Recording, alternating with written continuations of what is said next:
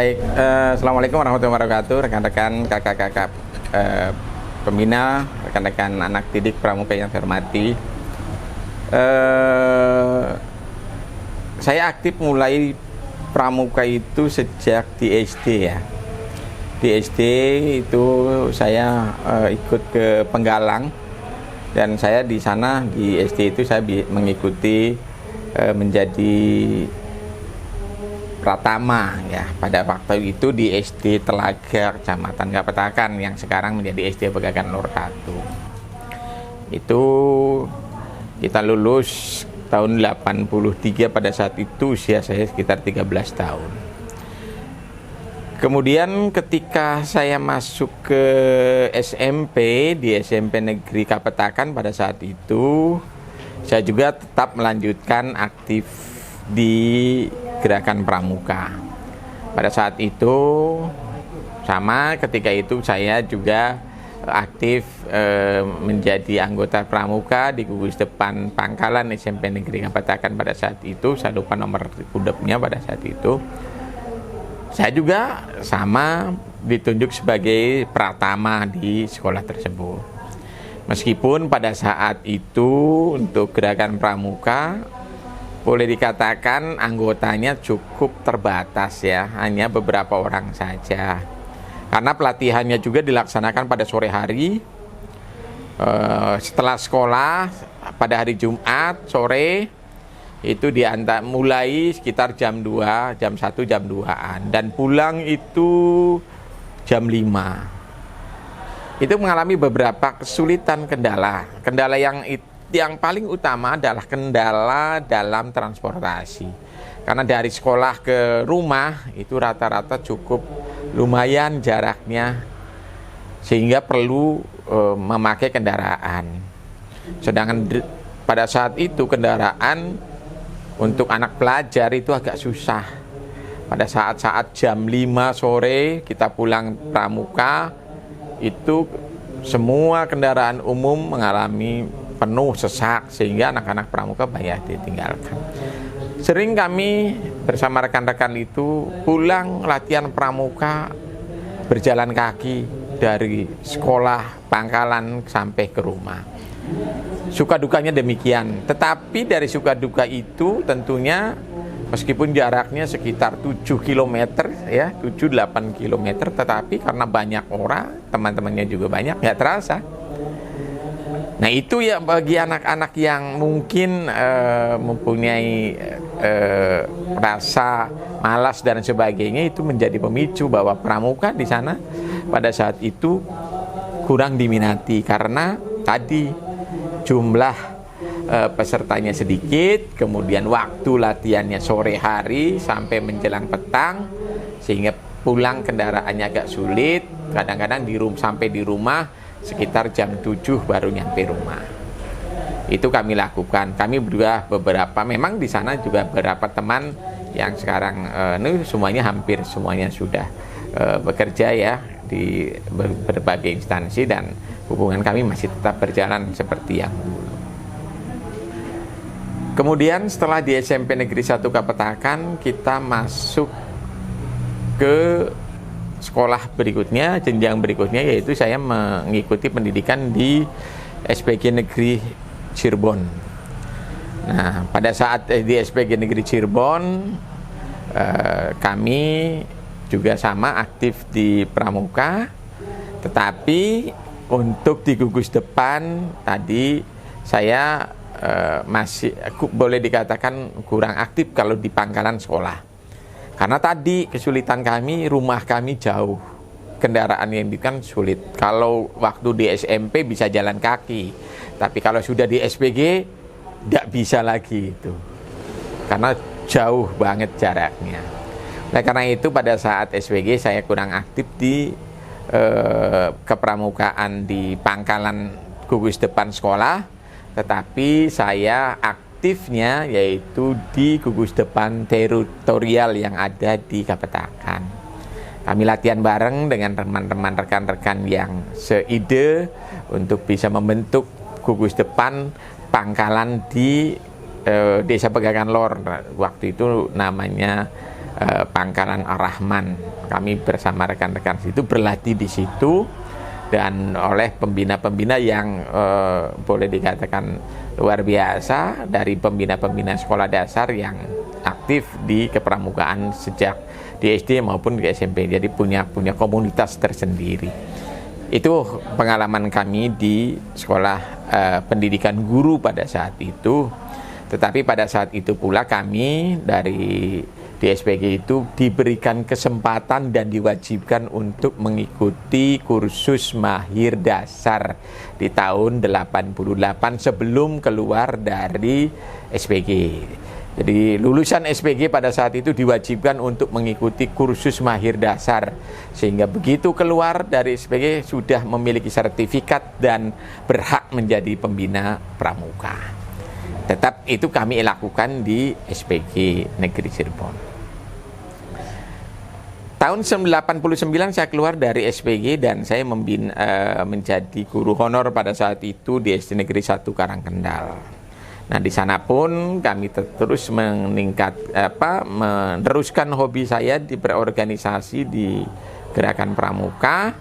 Saya waktu itu dengan teman SMP saya waktu pramuka itu membina di SD Negeri 1 Karangkendal kurang lebih 3 tahun. Alhamdulillah pada saat itu anak didik kami dapat berprestasi, sehingga orang tua yang ada di wilayah atau di SD Karangkendal itu mempercayai kami untuk bisa membina dan mensupport betul kegiatan-kegiatan anak-anak itu. Di saat itu pula, pada saat itu masih remaja kita ya, usia antara 19-20 tahun, kita juga masih aktif di Satuan Karya Keluarga Berencana, Saka Kencana. Pada saat itu saya kebetulan ditunjuk sebagai Ketua Saka Kencana Kecamatan Kapetakan. Pada saat itu di Saka Kencana kegiatan luar biasa banyaknya, sehingga kegiatan-kegiatan tentang penyuluhan dan sebagainya kami ikuti, bahkan perkemahan bakti Saka Kencana kita ikuti semua. Selanjutnya kemarin ke KMD tahun 89, kita kemudian 89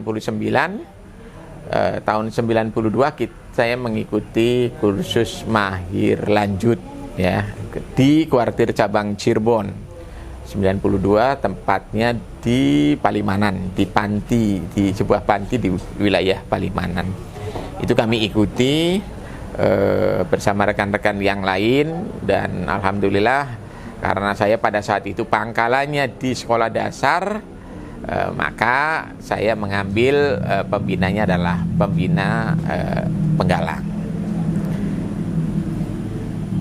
Kemudian kami terus aktif di pramuka. Pada saat itu kita juga aktif di Kuartir Ranting. Saya menjabat Kuartir Ranting cukup lama sebagai sekretaris Kuartir Ranting Kapetakan.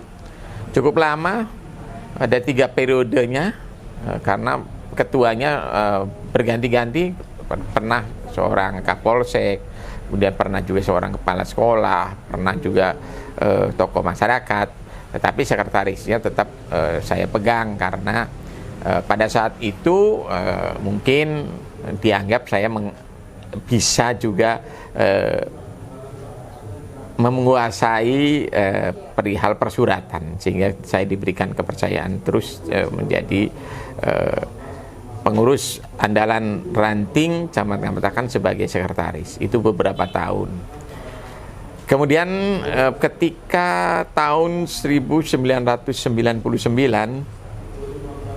saya berpindah tempat tugas di SMP Negeri 1 Cirebon Utara, yang sekarang menjadi SMP Negeri 1 Gunung Jati.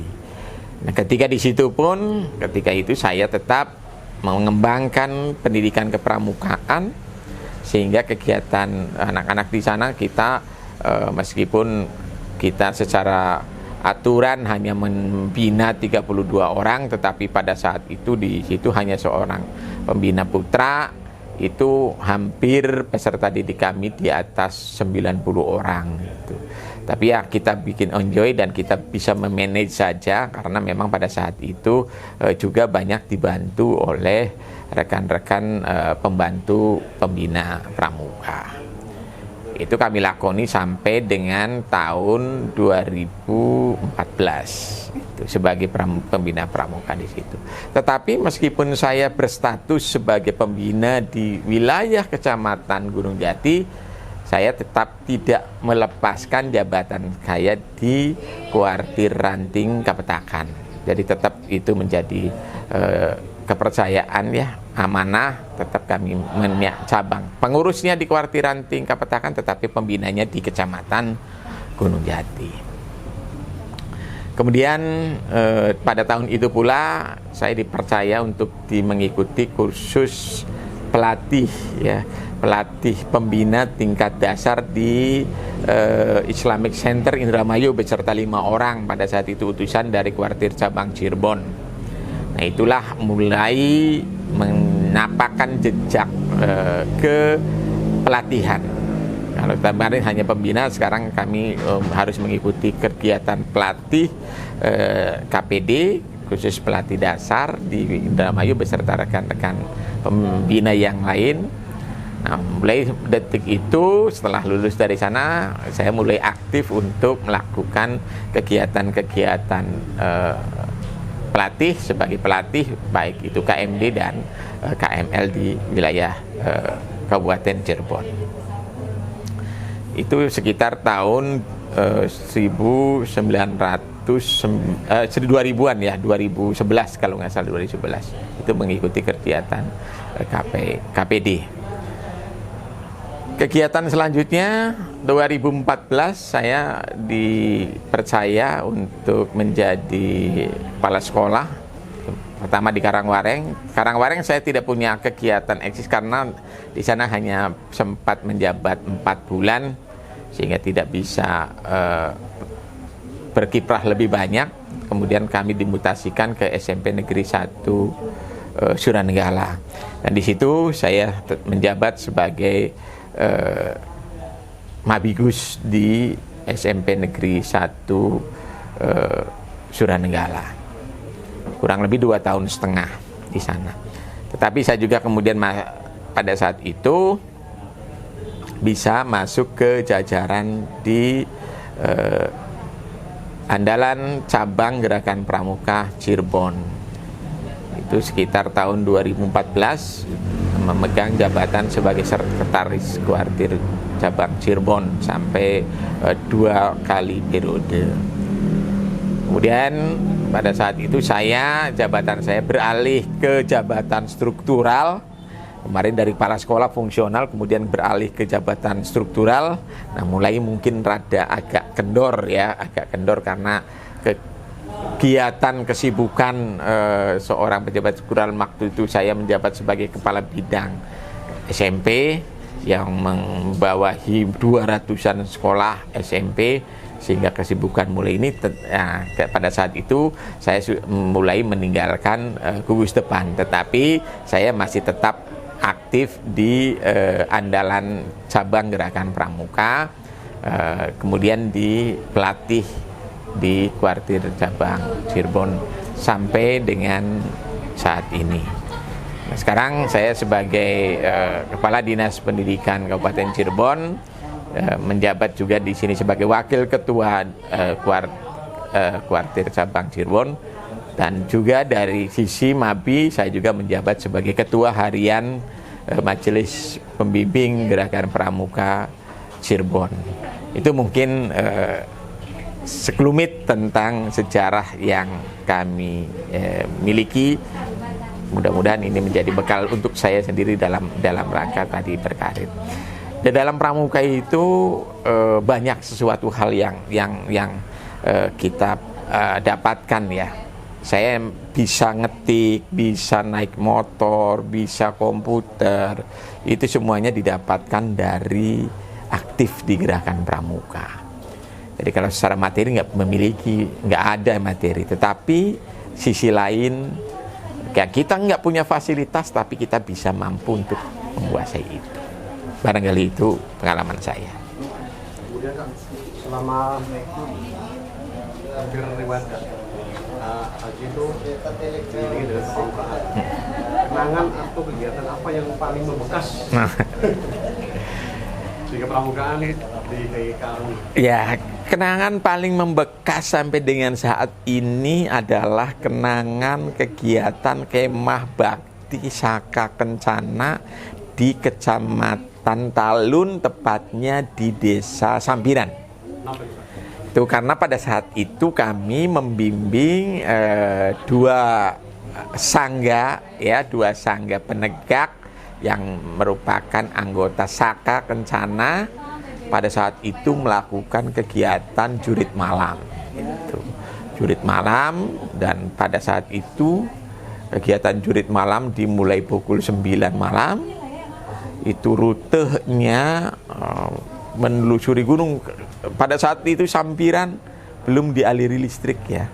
Belum ada aliran listrik, kemudian air juga masih harus menimba di sumur, mandi dan sebagainya, di sungai.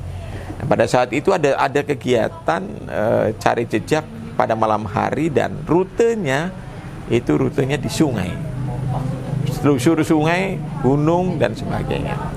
Pada saat itu sangga yang kami bawa hilang. Satu sangga hilang itu dinyatakan oleh panitia gitu. Tetapi sebenarnya sangga itu sendiri tidak merasa hilang karena mereka gembira saja gitu mengikuti kegiatan itu. Sempat heboh, sempat ya bermacam-macam ya, karena itu hutan, kemudian di sungai ada ya boleh dikatakan ada hal-hal mistis yang kami alami. Dari hal-hal yang kami alami ada hal-hal yang mistis juga. Kemudian dari sana kami baru keluar masuk datang ke tenda itu jam 12 sudah ribut itu, seluruh panitia mencari regu putri itu, sangga putri ya, bukan regu, sangga putri yang hilang. Tetapi pada saat mereka datang dengan gembiranya, dengan meratakan bahwa mereka seolah-olah menjadi pemenang, padahal mereka sudah dicari beberapa jam begitu, karena dinyatakan sangga itu hilang tanpa jejak. Jadi kami jejaknya kehilangan. Nah, itu adalah peristiwa yang saat ini masih teringat di benak saya pribadi. Boleh nggak lagi kebakaran waktu Karoli masih usia terdidik, kan bermain Karoli juga sebagai pertama gitu kan. Momen apa yang membuat Karoli itu jatuh cinta pertama Kerang Pramuka? Mungkin pertama kali yang saya miliki pada saat itu ya di Pramuka itu adalah tantangan dalam kegiatan-kegiatan kepramukaan. Di dalam kegiatan kepramukaan itu, ketika saya kanak-kanak mungkin pada saat itu saya ingin mungkin seperti anak-anak yang lain, saya punya cita-cita pengen jadi tentara lah gitu. Pada saat itu anak-anak pramuka dengan gagahnya pakai baret, pakai dengan pangkat yang begitu, penghargaannya banyak gitu ya, dengan TKK, TKU-nya, kemudian bintang-bintang yang lain, bintang tahunan ya, atau bintang-bintang itu. Nah, itu menjadi sebuah daya tarik sendiri sehingga saya mencoba untuk bisa, inilah dunia saya, itu dunia kami, sehingga mulai menyenangi itu karena tadi saya pengen jadi tentara pada saat itu. Dan kalau sudah ini akhirnya jatuh cinta dan sampai sekarang itu. Kemudian Kak, masih ingat Kak pembina yang membela Kakak dari Penggalan SD, SMP sampai kalau tadi itu teritorial berarti Kak? Ya. Kalau pembina di SD itu almarhum Bapak Kasrun ya, pada saat itu Pak Kasrun. Kemudian kalau di tingkat SMP itu Pak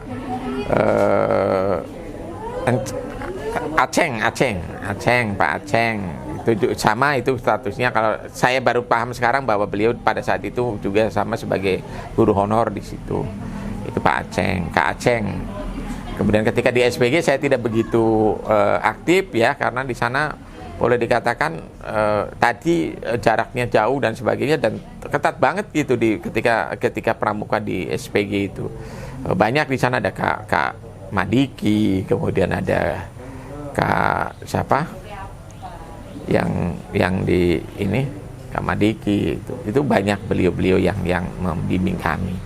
Kemudian kalau di teritorial itu dengan Kak Hongkong dari kecil saya.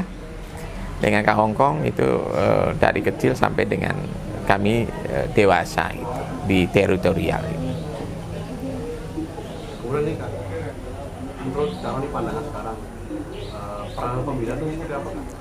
Menghadapi terutama pengaruh-pengaruh yang lain, terutama yang negatif. Saya kira pada saat ini ya anak-anak kita akan lebih cerdas dan lebih wawasannya lebih luas dibandingkan dengan kita pada saat dulu. Sehingga kami melihat bahwa fungsi pembina dulu dengan fungsi pembina saat ini ada pergeseran fungsi. Kalau dulu kita betul-betul tidak tahu sesuatu, diberitahu oleh pembina, oleh pembantu pembina. Tetapi pada saat sekarang ini dengan informasi yang bisa dicari dimanapun, kemudian anak-anak juga kebanyakan sudah menguasai IT, sehingga saya kira pembina pada saat sekarang ini hanya sebagai pendamping saja. Pendamping, adapun materi-materi dan sebagainya itu anak-anak sekarang lebih pinter, permainan apapun tinggal buka di Google, tinggal di YouTube, banyak banget itu.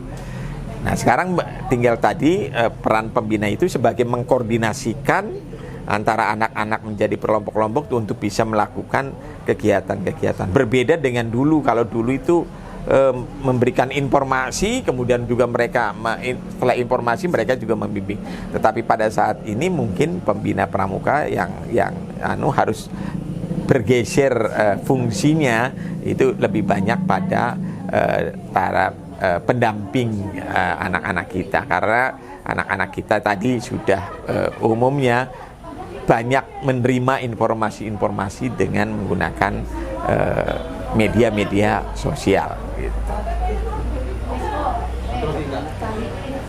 Pesan terutama terhadap peserta KMD yang sedang berlangsung di Waduk Sabang ini. Ya. Kepada peserta KMD, calon-calon pembina gugus depan, ini kami berpesan bahwa tantangan ke depan akan lebih besar. Perminatan menjadi anggota pramuka menjadi tantangan tersendiri, ketertarikan itu menjadi sebuah tantangan. Oleh karena itu, kepada kakak-kakak pembina, calon kakak-kakak pembina di gugus depan, kami mengharapkan kakak-kakak sekalian harus pertama tekun, ya, kemudian bisa menyesuaikan diri dengan kemauan anak. Bisa menyesuaikan diri dengan kemauan anak, bisa menyesuaikan diri dengan keinginan anak supaya anak masih ikut tertarik. Kemudian gunakan permainan-permainan yang memang permainan-permainan tradisional sewaktu-waktu kita terapkan, tetapi jangan juga meninggalkan permainan-permainan yang modern supaya anak-anak juga bisa ikut tertarik. Kalau permainan-permainan yang kita lakukan adalah permainan-permainan tradisional saja, mungkin ketertarikan anak sudah mulai berkurang.